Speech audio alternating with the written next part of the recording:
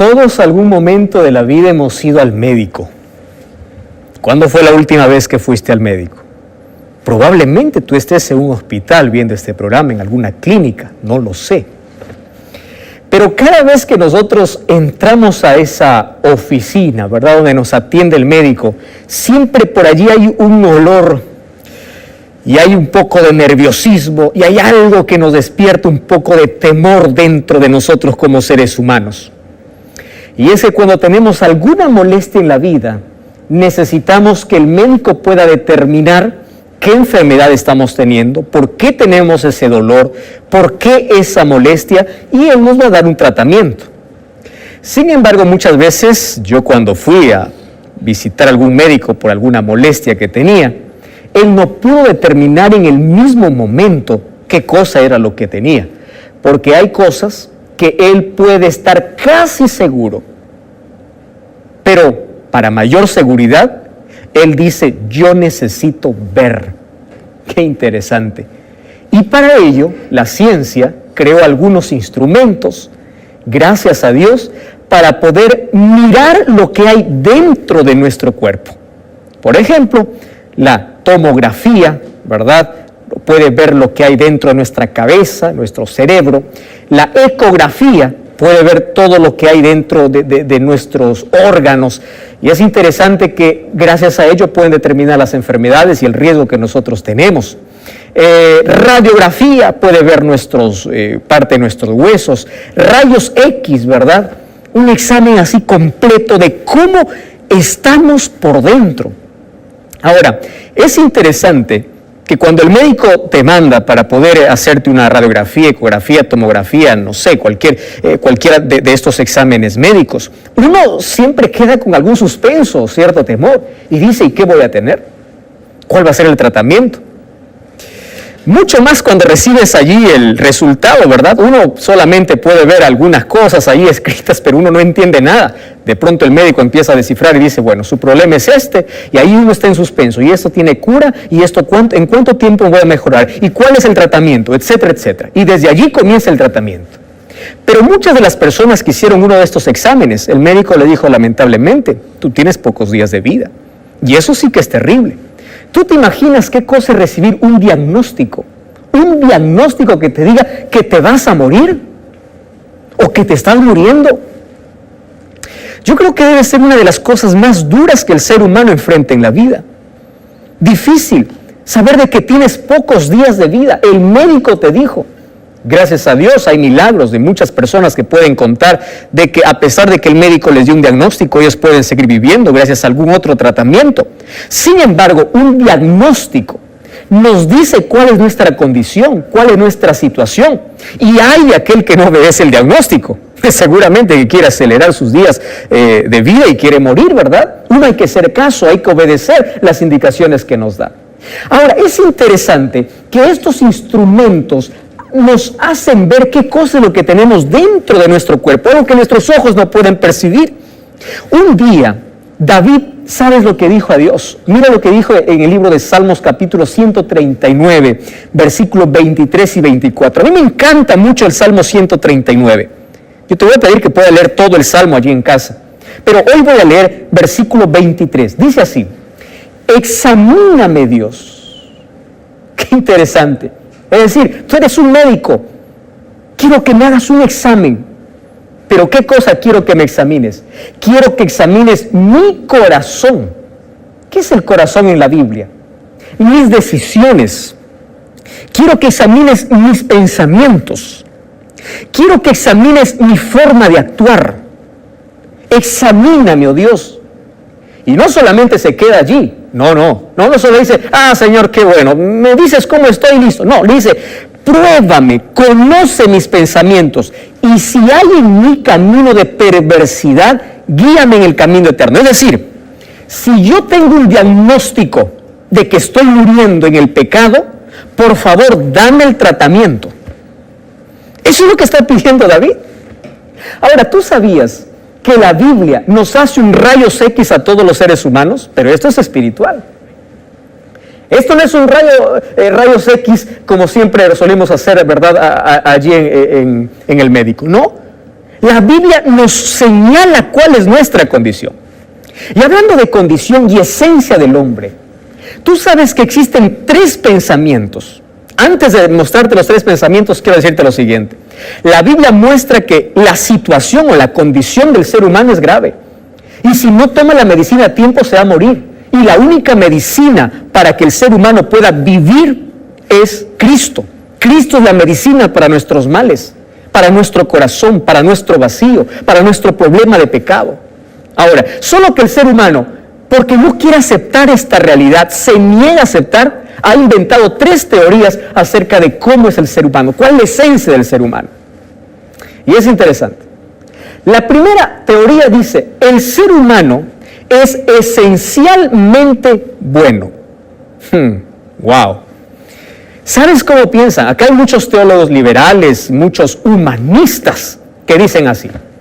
El ser humano, dentro de sí, es decir, en su interior, tiene muchas cosas totalmente buenas. Es decir, solamente necesita un empujoncito, una ayudadita, una motivación, alguna cosa y ellos son buenos. Wow. Es por eso que tú ya vas a encontrar muchas charlas de motivación, libros de autoayuda diciendo, el poder está dentro de ti.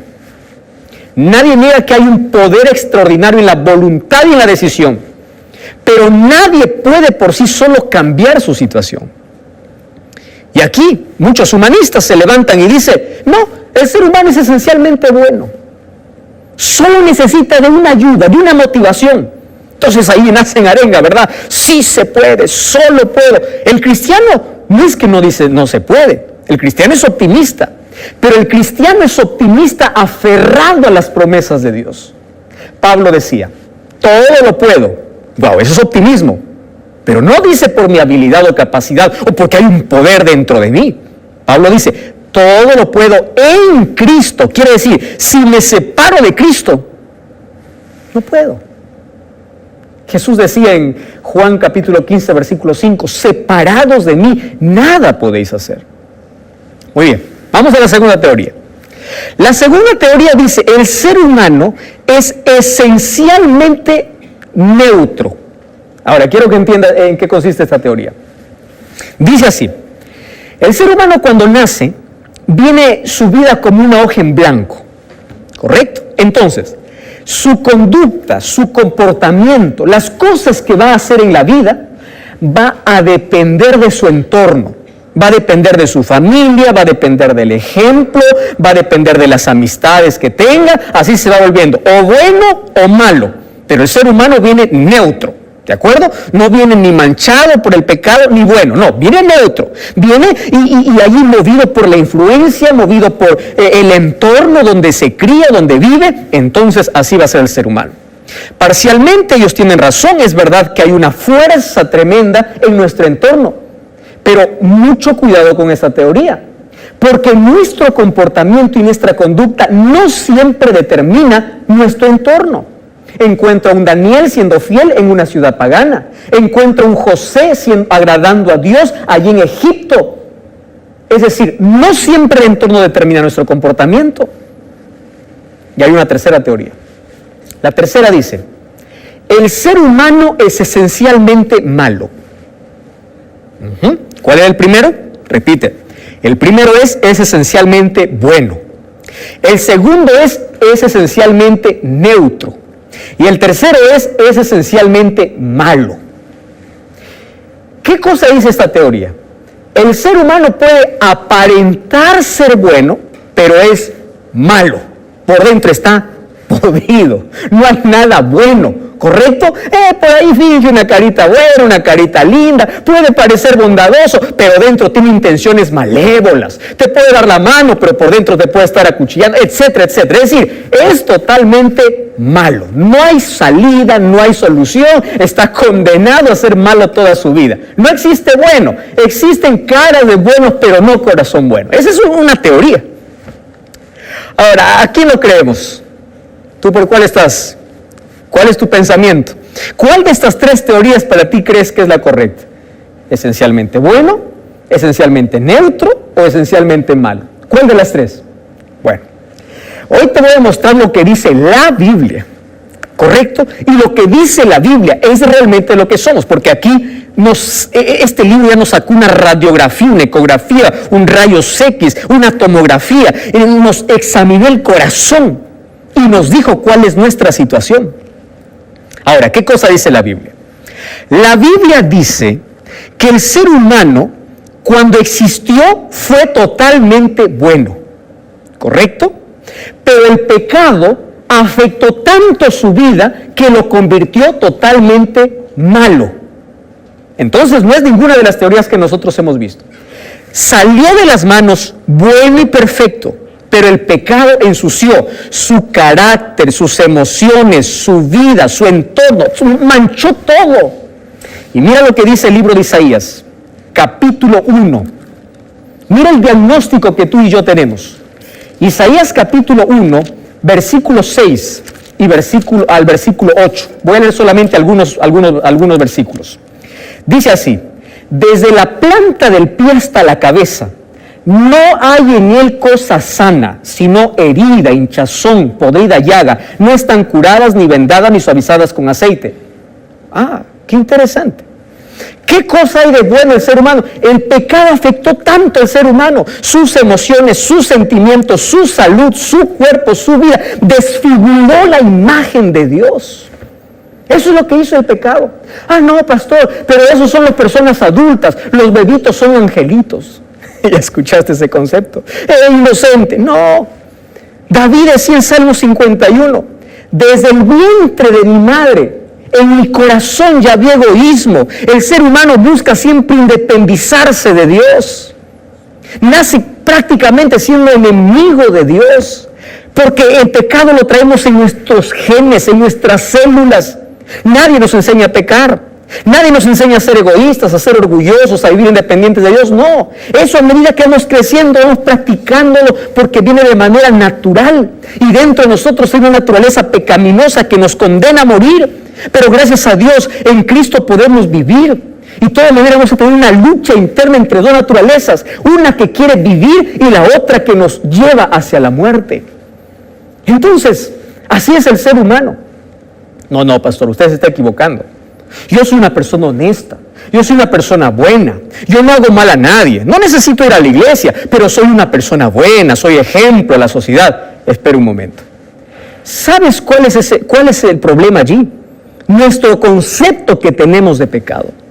Para nosotros, pecado es hacer cosas malas. Por ejemplo, para nosotros pecado es matar, robar. Para nosotros pecado es, ¿qué cosa? Adulterar, es ser deshonesto. Eso es pecado, maltratar al prójimo. Entonces, si yo no mato, no robo, yo no peco. Tú puedes estar pensando así. Entonces yo puedo salvarme. Yo no necesito de Dios, yo no necesito de la iglesia, yo no necesito de nada. ¿Por qué? Porque soy bueno. Estás equivocado. ¿Y sabes por qué? Porque en la Biblia el concepto de pecado no son las acciones son el resultado de tu naturaleza pecaminosa. Escucha esto. En la Biblia yo encuentro 4 conceptos de pecado. Primer concepto de pecado: pecado de comisión. Entiende esto. Primera de Juan, capítulo 3. Versículo 4, mira, quiero que prestes atención a lo que dice aquí. Primera de Juan, capítulo 3, versículo 4. Dice así: todo aquel que comete pecado infringe la ley, es decir, rompe la ley, porque pecado es transgresión de la ley. ¿Qué significa eso? Es decir, pecado es no hacer la voluntad de Dios. Pecado es no obedecer la ley de Dios. No es solamente no hacer malo, o no hacer lo malo, no matar, no robar, no. Claro, eso está en la ley de Dios. Eso es el primer concepto de pecado, ¿está bien? Es decir, no someterse a la voluntad de Dios, no respetar la ley de Dios, romper la ley de Dios es pecado. ¿Está bien? Muy bien. Un segundo concepto de pecado. Mira lo que dice el libro de Santiago, capítulo 4, versículo 17. Recuerda que el primer tipo de pecado se llama pecado por comisión. Y mira lo que dice Santiago 5:17. Esto se llama pecado por omisión. No confundas, comisión por omisión. Dice así el libro de Santiago 5:17. El que sabe hacer lo bueno y no lo hace, comete pecado. Wow. ¿Sabe lo que está diciendo? Yo puedo estar sentado en la inactividad, sin hacer nada, y puedo estar pecando. Te voy a hacer una pregunta. ¿Entregar la vida a Jesús es bueno o es malo? Es bueno. Tú puedes ser aparentemente bueno, pero si no has entregado la vida a Jesús y sabes que es bueno y no lo haces, estás cometiendo pecado. Pecado no solamente se limitan a las acciones. Este es el pecado por omisión, aquel que conoce. Tú sabes cuál es el día de reposo, según la Biblia. Y si sigues desobedeciendo a Dios, estás en pecado. Cuando tus ojos se abren a la verdad, dejas de ser inocente, dejas de ser hasta sincero. Y si sigues en tu capricho y en tu camino, estás cometiendo pecado.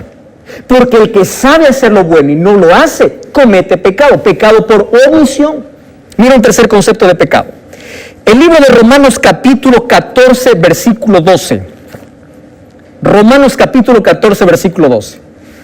Dice así. Todo aquello que no proviene de fe es pecado. Wow, qué extraordinario. Versículo 23, perdón, Romanos 14, 23. Todo aquello que no proviene de fe es pecado. Si tú haces cosas en esta vida por ser aplaudido, por ser reconocido, porque la gente te elogie, es decir, si tu motivación fue incorrecta, por más cosas buenas que hagas, es pecado. Porque lo que no proviene de fe es pecado. ¿Recuerdas cuál es el primero? Pecado por comisión. Segundo, pecado por omisión.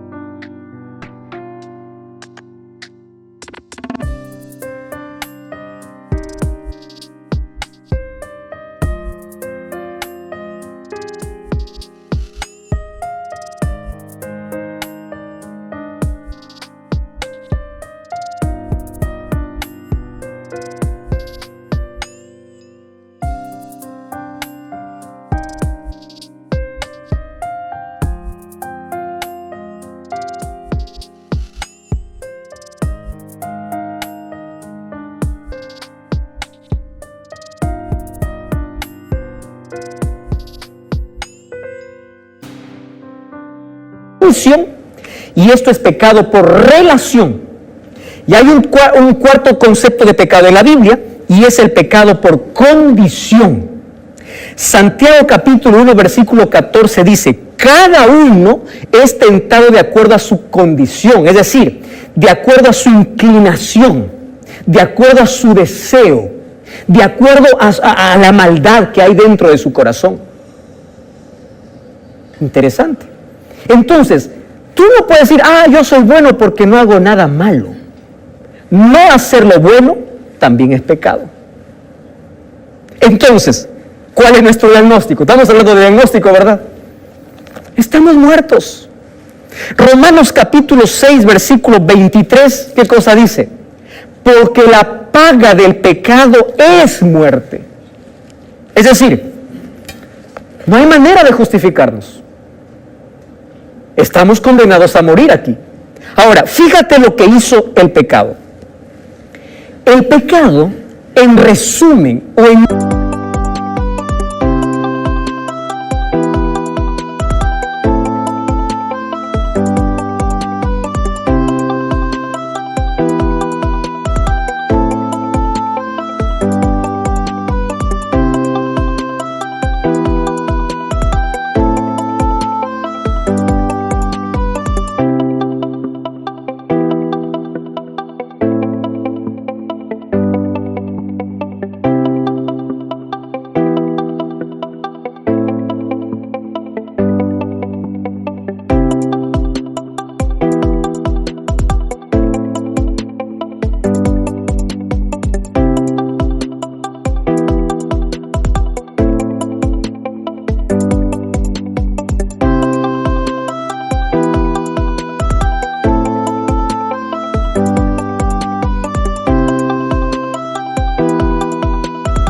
una sola palabra, ¿sabes qué cosa llegaría a ser?